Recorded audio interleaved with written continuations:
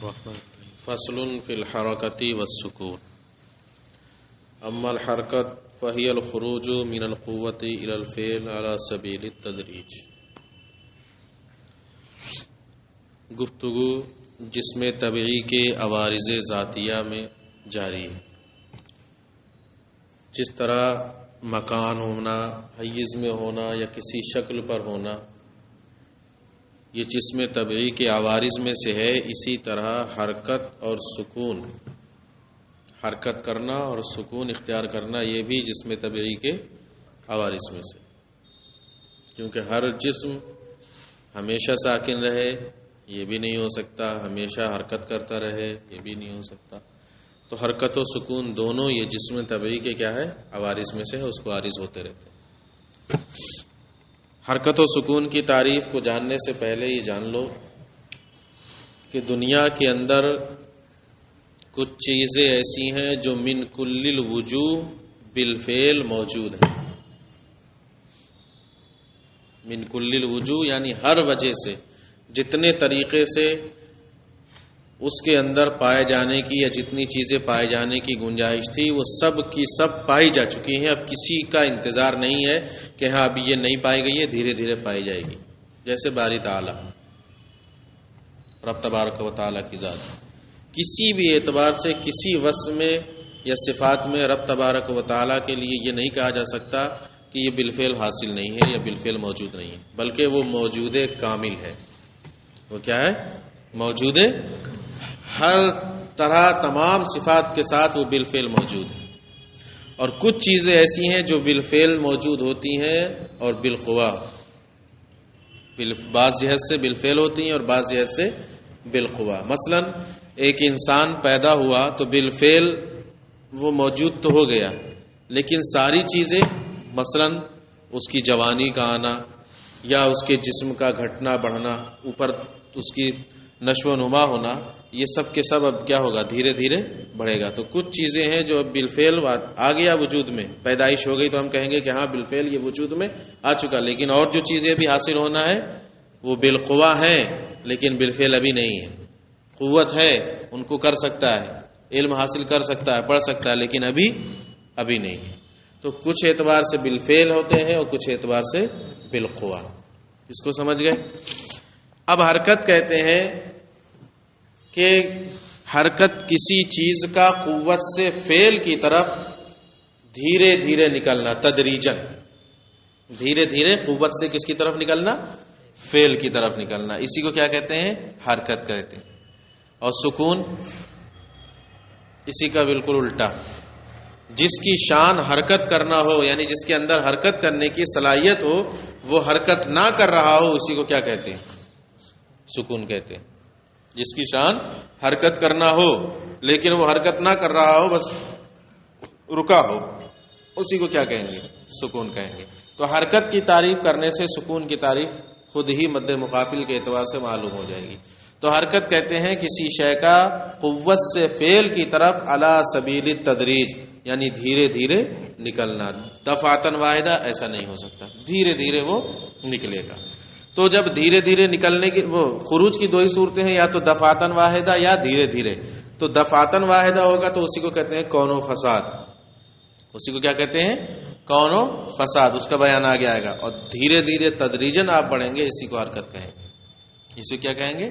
حرکت۔ پہلے اتنا ملا لو۔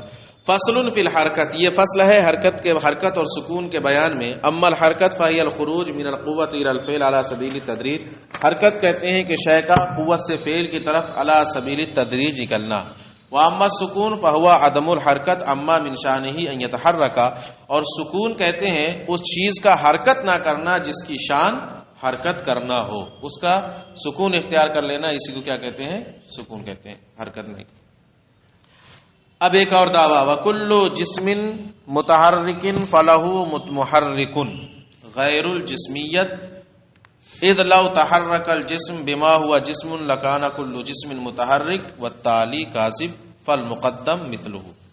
اب یہ تو ثابت ہو گیا کہ ہر کوئی بھی جسم ہو وہ حرکت کرے گا، کوئی بھی جسم ہو حرکت کرے گا یا سکون، ہر جسم طبعی کے اندر یہ صلاحیت ہے۔ اب جب حرکت کرے گا تو کوئی حرکت دینے والا بھی تو ہوگا، ایسی تھوڑی حرکت کرے گا. کوئی چیز حرکت کرے گی تو کوئی چیز حرکت دینے والی بھی تو ہوگی. بغیر کسی حرکت دینے والے کے یعنی بغیر کسی محرک کے حرکت ہو ہی نہیں سکتی. بغیر کسی محرک کے حرکت ہو ہی نہیں سکتی. کوئی نہ کوئی محرک ضرور ہوگا، تبھی جسم طبیعی کے اندر حرکت پائی جائے گی. اب یہ کہتے ہیں کہ وہ جو محرک ہوگا وہ جسمیت کے علاوہ ہے، جس کی وجہ سے جسم طبیعی میں حرکت پیدا ہو رہی ہے. جو حرکت اس کو دے رہا ہے محرک، وہ محرک جسمیت کے علاوہ ہے، جسمیت کی وجہ سے حرکت نہیں ہو رہی. کیوں؟ اس لیے کہ اگر جسم ہونے کی وجہ سے حرکت کر رہا ہے، جسم کس کی وجہ سے؟ جسم ہونے کی وجہ سے حرکت کرے گا تو جسم میں تو تم سب، میں سب برابر ہے کہ نہیں برابر ہے؟ جسم سب ہے تو ہر وقت کیا ہونا چاہیے؟ حرکت ہی ہونا چاہیے. ہر وقت کیا کرتے رہنا چاہیے؟ یہ بھی سب جسم ہے، سب جسم ہے، ہم بھی جسم ہیں. تو جسم میں تو سب مشترک ہیں. تو اگر جسم کی وجہ سے جسم کے اندر حرکت ہو رہی ہے تو جتنے جسم ہیں دنیا میں سب کو ہر وقت کیا کرتے رہنا چاہیے؟ حرکت کرتے رہنا چاہیے. حالانکہ تمام اجسام کا حرکت کرنا باطل، لہذا جسمیت کی وجہ سے حرکت کرنا بھی کیا ہے؟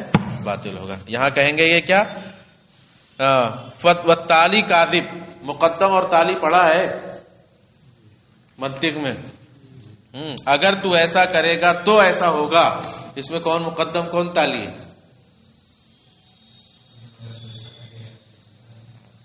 تو اب انہوں نے کیا کہا کہ اگر جسمیت کی بنیاد پر حرکت کرے گا تو تمام اجسام ہر وقت حرکت کرتے رہیں گے. والتالی کاذب. تالی کاذب یعنی دوسرا والا، تمام جسموں کا ہر وقت حرکت کرنا یہ باطل، کاذب ہے. لہذا جسمیت کی وجہ سے جسم کا حرکت کرنا یہ بھی کیا ہو جائے گا؟ باطل ہو جائے گا. تو کسی امر خارج کی وجہ سے حرکت کرے گا. ٹھیک ہے، جسمیت کی وجہ سے نہیں. پہلے اتنا ملاؤ. وَكُلُّ جِسْمٍ مُتَحَرِّكٍ فَلَهُ مُحَرِّكٌ غَيْرُ الْجِسْمِيَّةِ. ہر جسم متحرک کے لیے ایک محرک کا ہونا ضروری ہے جو جسمیت کے علاوہ ہو. اِذْ لَوْ تَحَرَّكَ الْجِسْمُ بِمَا هُوَ جِسْمٌ. اس لیے کہ اگر جسم ہونے کی وجہ سے حرکت کرے گا لَكَانَ كُلُّ جِسْمٍ مُتَحَرِّكٌ. تو ہر جسم ہر وقت کیا رہے گا؟ متحرک رہے گا. وَالتَّالِي كَاذِبٌ. اور ہر جسم کا ہر وقت متحرک رہنا باطل. فَالْمُقَدَّمُ مثلہ. تو لہذا جسمیت کی وجہ سے جسم کا حرکت کرنا بھی کیا رہے گا؟ باطل رہے گا. لہذا وہ کوئی اور چیز ہے جس کی وجہ سے جسم کیا کر رہا ہے؟ حرکت کر رہا ہے. وہ کیا ہے؟ وہ بات آئے گی. ثم الحرکت علی اربعۃ اقسام. اب یہ تو آپ نے ثابت کر لیا کہ ہر جسم کے اندر حرکت بھی ہوگی اور سکون بھی ہوگا اور ہر متحرک کے لیے محرک بھی ہوگا. لیکن یہ جو حرکت ہوگی جسم طبعی میں یہ کتنی طرح کی ہوگی؟ کیا ایک ہی طرح کی ہوگی؟ دو طرح کی ہوگی؟ کتنی طرح کی ہوگی؟ کہتے ہیں اس حرکت کی 4 قسمیں ہوں گی. حرکت کی یہ جو قوت سے فعل کی طرف خروج ہو رہا ہے، حرکت ہو رہی ہے، اس حرکت کی کتنی قسمیں ہوں گی؟ 4. حرکت فی الکم کالنمو والذبول. حرکت فی الکیف. حرکت فی العین. حرکت فی الوضع. تقریباً یہ ساری چیزیں ملتی جلتی ہیں، کوئی نئی بات اس میں نہیں ہے. یہ یاد رکھنا، نحو کو بھی ذہن میں رکھنا، اسی سے مثال سمجھ میں آ جائے گی. حرکت فی الکم. کم کسے کہتے ہیں؟ مقدار کو. ٹھیک ہے. حرکت فی الکم کا مطلب یہ ہے کہ جسم کی مقدار کسی چیز کے ملنے سے بڑھ جائے اور کسی چیز کے گھٹانے سے گھٹ جائے. ٹھیک ہے. کوئی چیز جسم میں ملائی تو وہ بڑھی، وہ کیا ہوئی؟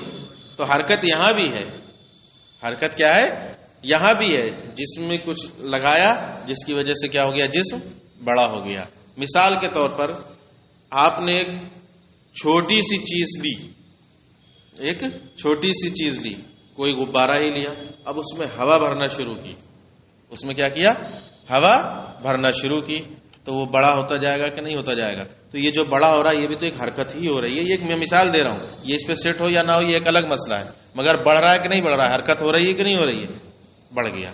تو جسم کو میں کوئی چیز ملانے سے جسم کا بڑھ جانا اور کچھ گھٹانے سے گھٹ جانا. ایک مثال دی انہوں نے، جیسے نمو اور ذبول.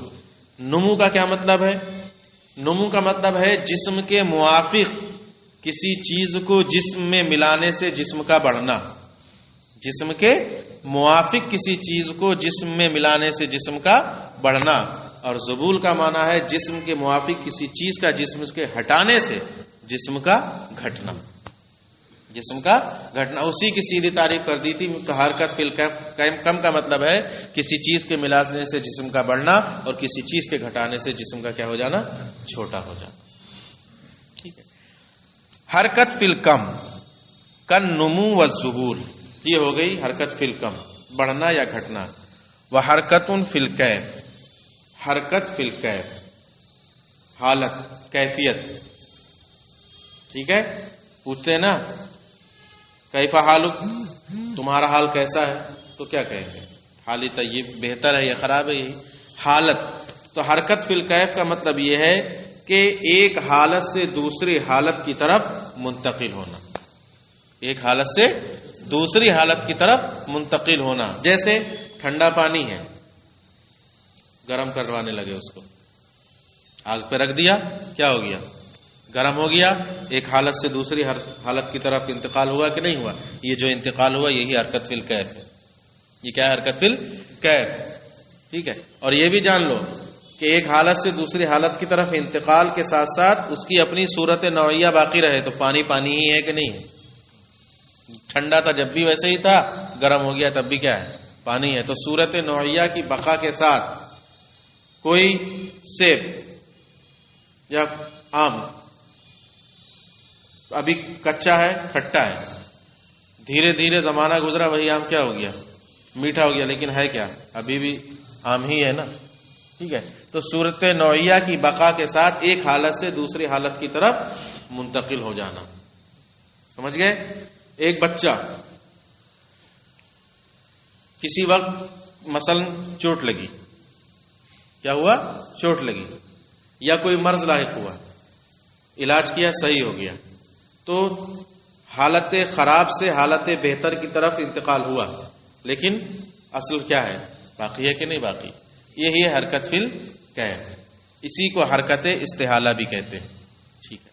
حرکت فی العین، عین کس کے لیے آتا ہے نحو میں، مکان کے لیے، کہاں، ایک جگہ سے دوسری جگہ انتقال کرنا، یہی کیا ہے، حرکت فی العین۔ ابھی یہاں ہے، پھر ادھر آ گئے، ادھر سے ادھر، یہ ہے حرکت فی العین۔ اور حرکت فی الوضع، چوتھی حرکت فی الوضع کا مطلب یہ ہے کہ جسم حرکت استدارہ کرے، گول حرکت، کون سی حرکت کرے، گول حرکت، اور جسم کے اجزاء مکان کے اجزاء سے الگ ہو جائیں، پھر بھی وہ پورا کا پورا مکان پر ٹکا رہے۔ ایسی کوئی صورت ہو سکتی ہے، جسم کے اجزاء مکان کے اجزاء سے کیا ہو جائیں، الگ ہوں، اور پھر بھی وہ پوری کی پوری چیز زمین پر ٹکی رہے،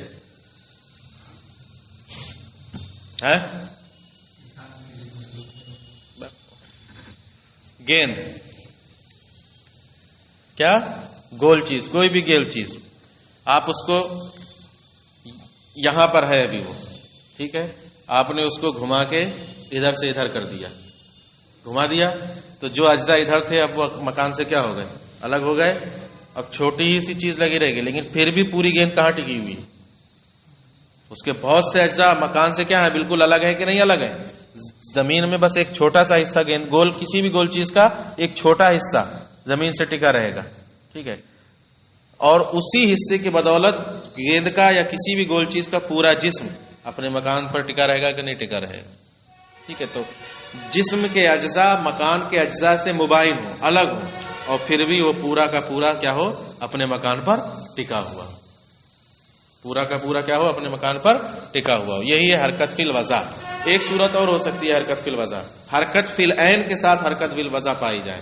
مثلا ہم ابھی ایسے بیٹھے ہوئے ہیں، ایسے کافی حصہ ہمارا مکان سے لگا ہوا ہے، ہم اس حرکت سے اٹھے، ہم نے حرکت فی العین کی، اٹھ کر کھڑے ہو گئے، کیا ہو گئے، اٹھ کر کھڑے ہو گئے، ابھی ہماری وضع دوسری ہے، ابھی کیا ہے وضع ہماری، کیا ہے، یہ قعود کی وضع ہے، کھڑے ہو گئے، اب کیا ہو گئے، قیام میں ہو گئے، تو بہت سے اجزاء مکان سے الگ ہو گئے، لیکن پھر بھی ہم کہاں ٹکے ہوئے ہیں، مکان سے ٹکے ہوئے ہیں کہ نہیں ٹکے ہوئے ہیں، تو وضع بدلی کہ نہیں بدلی، بیٹھے ہوئے تھے کھڑے ہو گئے، وضع بدل گئی، اجزاء الگ الگ بھی ہوئے، تو یہ بھی ایک صورت وضع کی ہوگی. سمجھ میں آ گیا؟ اب ملاؤ اتنا. ثم الحرکت علی اربعۃ اقسام، پھر حرکت کی 4 قسمیں ہیں. حرکت فی الکم کالنمو والذبول، حرکت فی الکیف کتسخن الماء وتبردہ مع بقاء صورتہ النوعیہ، جیسے پانی کا گرم یا ٹھنڈا ہو جانا اپنی صورت نوعیہ کی بقا کے ساتھ. وتسمى هذه الحرکت استحالہ، اور اس حرکت کو کیا کہتے ہیں؟ استحالہ، یعنی ایک حالت سے دوسری حالت کی طرف منتقل ہونا. وحرکت فی العین وہی انتقال الجسم من مکان الی مکان علی سبیل التدریج. حرکت فی العین کا مطلب جسم کا ایک مکان سے دوسرے مکان کی طرف علی سبیل التدریج انتقال کرنا. وتسمى نقلا، اس کو حرکت نقلا کہتے ہیں، نقل ہونے والی حرکت. ٹھیک ہے. وہ حرکت فی الوضع، اور چوتھی ہے حرکت فی الوضع. وہی ان تکون للجسم حرکت علی الاستدارہ، اور حرکت فی الوضع میں جسم کے لیے استدار یعنی مستدیر حرکت ہوگی، گول. جسم کے لیے کون سی حرکت ہوگی؟